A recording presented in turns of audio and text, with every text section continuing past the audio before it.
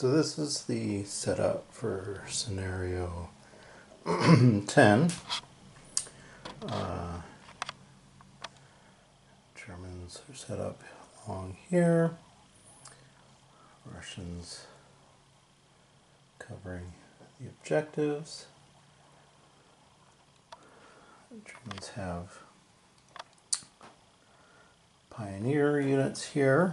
What I'm planning on doing with the Germans is that they're going to take these guys out and have a clear end around to take the rear, and these guys will hold the majority of units here, occupy them, and hopefully they'll start pulling guys out after these guys get taken out, because these pioneer units will be behind them. Well, let's see if they work. This is Germans are the attackers and the Soviets are the defenders. So their card hand is 4 to 6. Glare.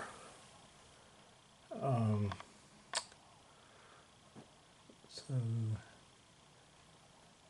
we have the Russians at surrender on 6, the Germans on 7. Time is there. Sudden death at 6.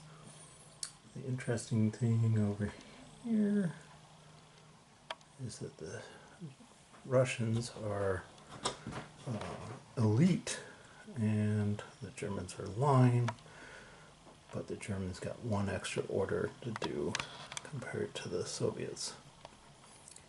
So we'll see how this all plays out on this scenario. This is the final Soviet.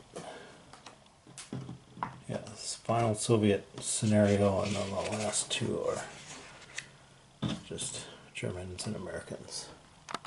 So this is not going very well for the Germans. After a few hands, the Germans tried to move the pioneer units up here. First attack on this unit broke, jammed their flamethrower right off the bat, so it didn't even get a good attack. The officer and the pioneer moved up, and the next pioneer unit came in, used satchel charge, broke him, but didn't do anything.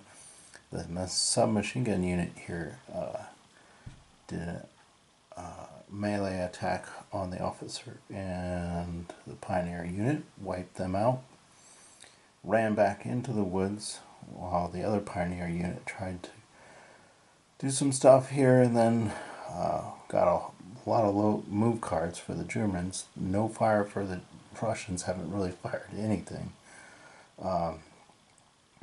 this whole time. It's just been the Germans.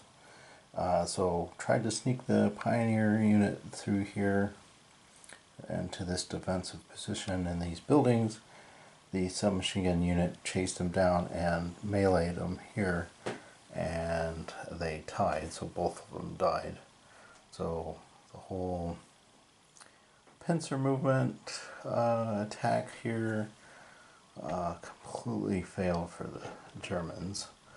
So the Germans also got sniped here and here, so they broke, so they're kind of out of action at the moment. The Russians can just sit. They were able to move this unit that was covering up here to move up closer,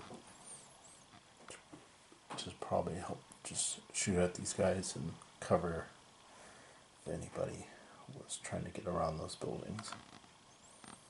So onward. So this is game for the scenario, because the Soviet player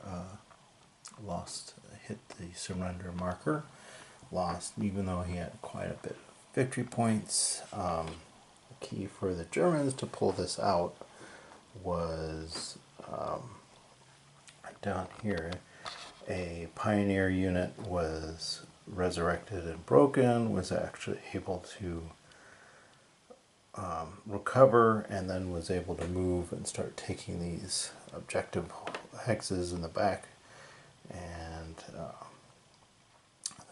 the Soviet player didn't have anybody down here because the units stayed broken, retreated off the edge of the map. They also had a